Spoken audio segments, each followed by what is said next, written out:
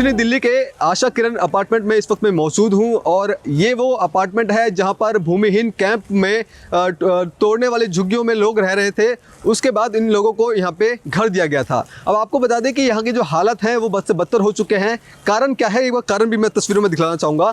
जहाँ पर आप देख रहे हैं कि यहाँ पर कूड़े का अंबार लगा हुआ है और यहाँ पर तमाम परिवार रहते हैं और इस इलाके में लगभग जो कई हज़ारों की संख्या में लोग रहते हैं और लेकिन समय पे कूड़े की गाड़ी ना आने पाने की वजह से यहाँ पर अब कूड़े का जो अंबार है वो यहाँ पर लग गया है।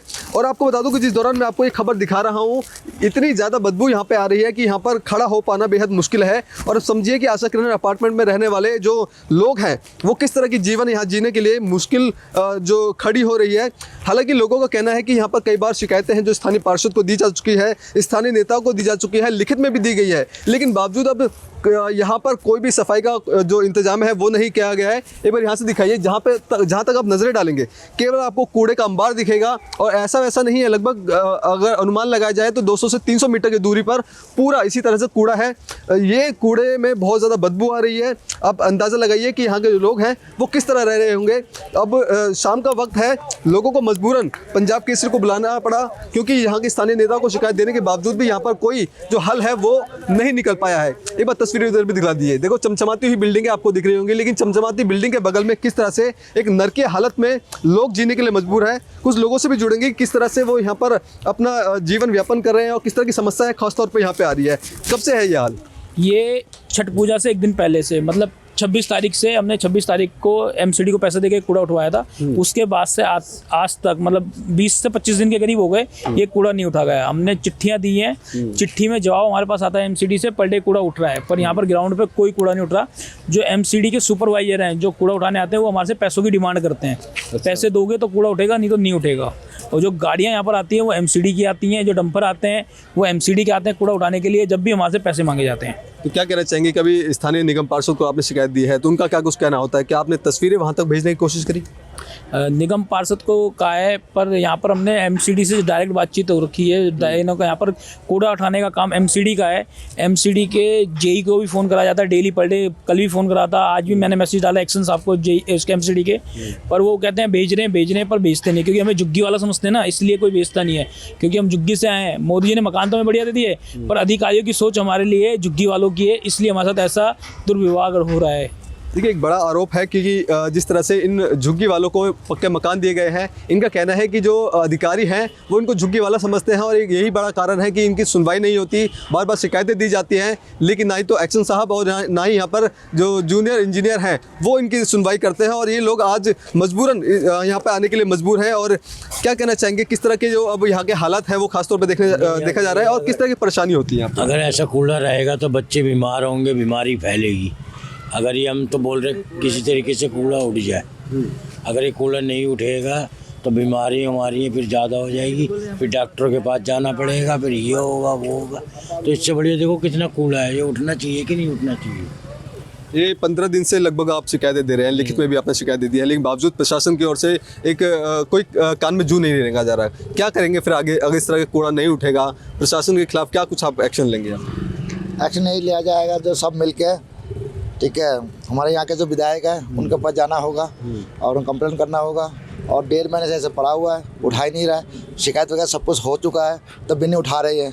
तो ये अपना मनमर्जी कर रहे हैं। देखिए, इस वक्त मैं यहाँ पे आया हूँ, यहाँ पे इतनी ज़्यादा बदबू आ रही है। आप लोग खुद यहाँ पे रहते हैं, किस तरह की दिक्कतें होती हैं यहाँ पे? बहुत सारी दिक्कत है इसमें यहाँ से आ नहीं सकते, जा नहीं सकते, बच्चे बीमार पड़ेंगे। और क्या बोलता है, जैसे बड़े बुजुर्ग आते हैं कई बार, जिसकी अस्थमा की वो कहते बीमार है, वो ज़्यादा इसमें वीक हो जाएंगे। ठीक है, बहुत सारी बीमारी है इसमें जो फैलेंगे हमारे इस कैंप के अंदर।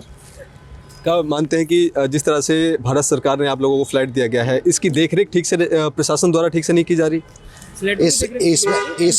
इसमें जो है ना, इसमें मतलब सफाई अपाई जो भी है इसमें, मतलब जिस तरीके से देख रेख होना चाहिए वो नहीं हो रहा है। मतलब एमसीडी की तरफ से हो गया, सफाई अपाई जो भी है ये सब वगैरह।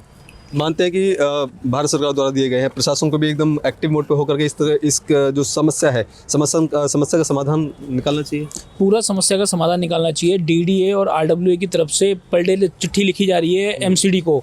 एमसीडी हमें चिट्ठियों में जवाब देती है पर डे कूड़ा उठ रहा है। मैं आरडब्ल्यूए का जनरल सेक्रेटरी हूँ, सुनील मेरा नाम है। पर हमें जो जवाब मिलता है कूड़ा उठ रहा है, पर ग्राउंड पे आके देखो आप, हमारे यहाँ पर कोई कूड़ा नहीं उठता। एक्शन साहब को हम फ़ोटो वीडियो डेली भेजते हैं, मैं आपको दिखा भी दूंगा, पर वो भेजते हैं हाँ जी भेज रहा हूँ, गाड़ी भेज रहा हूँ, पर कूड़ा नहीं उठता। आज 25 दिन हो गए यहाँ पर कूड़ा नहीं उठ रहा।